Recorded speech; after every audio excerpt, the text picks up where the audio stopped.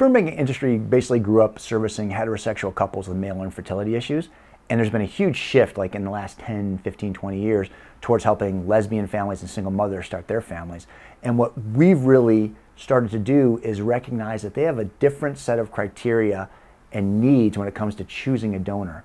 There's got to be something there beyond the hair color and eye color, because they're not trying to match anybody. And the result of that has been how we present our donors has changed dramatically. It's not just about a list of statistics. It's now about photographs and audio interviews and sort of building this three-dimensional human being to help the lesbians and single moms understand exactly who the person is that they're choosing, and then ultimately when they have the discussion with their child one day, making it easier for their child to connect and understand who this donor was. So once we receive an online application, we start looking at the donor from a number of different aspects. We require completion, graduation, or enrollment in a four-year university. If he's Caucasian, 5'10", brief medical history, brief family medical history. We sort of like just generic questions like if any of this stuff jumps out at us as a problem, that guy won't make it. But assuming he makes it past that online screening, we bring him in, and then the fun begins, which will include reviewing 3 generations of his family medical history, STD testing for the the basic HIV, chlamydia, blah, blah, blah, all the fun stuff. We need the donor to have specimen quality in the upper 15 to 20% of the male population. He might be perfectly capable of fathering a child on his own one day, but we need like super sperm. We need high volume, high quality, high morphology, which is the shape of the sperm, high motility, which is the percentage of sperm that swim well. We need guys to have really good specimen quality. Donors come to our labs, they collect a specimen.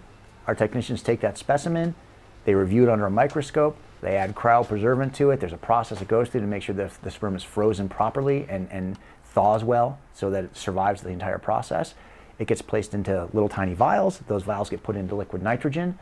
It's then stored for 6 months, a quarantine process, so we can test the donor again after the fact.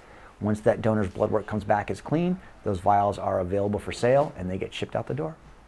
A lot of the lesbian couples we work with have concerns that they want this to be a natural process, that they're offended by the assumption they need to use a doctor when other people don't need to use a doctor.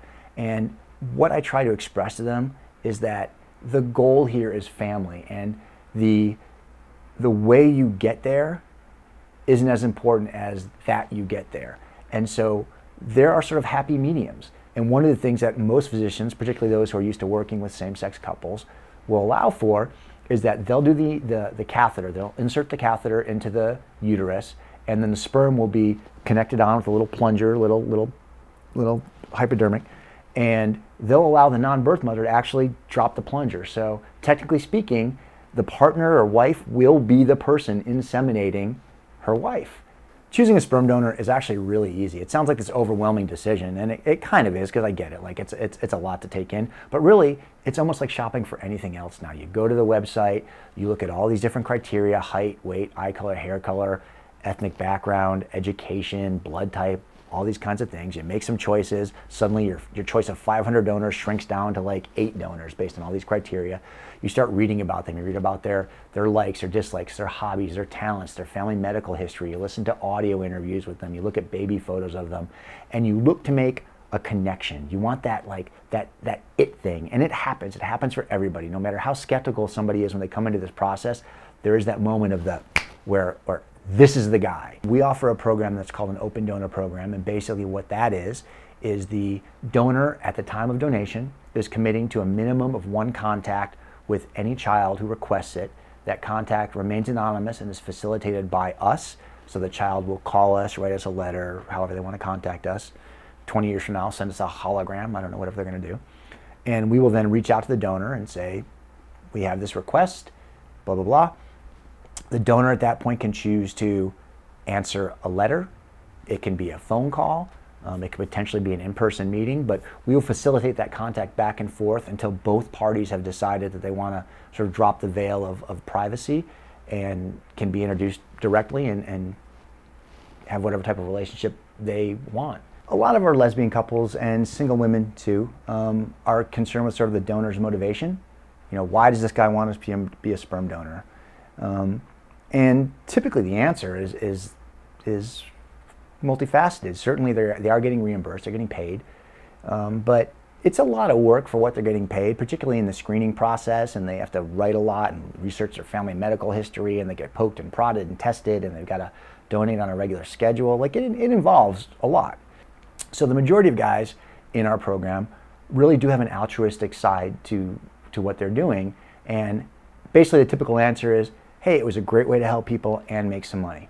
It's you're watching not only as single women and lesbian couples and gay male couples start to build their families, and you see the shift in culture and acceptance throughout the country, but it's really sort of, it's rewriting the fabric of what it means to be a family. It's the new American family, and it's happening on such a much broader scale, I think, than most people realize, particularly in sort of the coastal New York, LA, Chicago, San Francisco, Boston.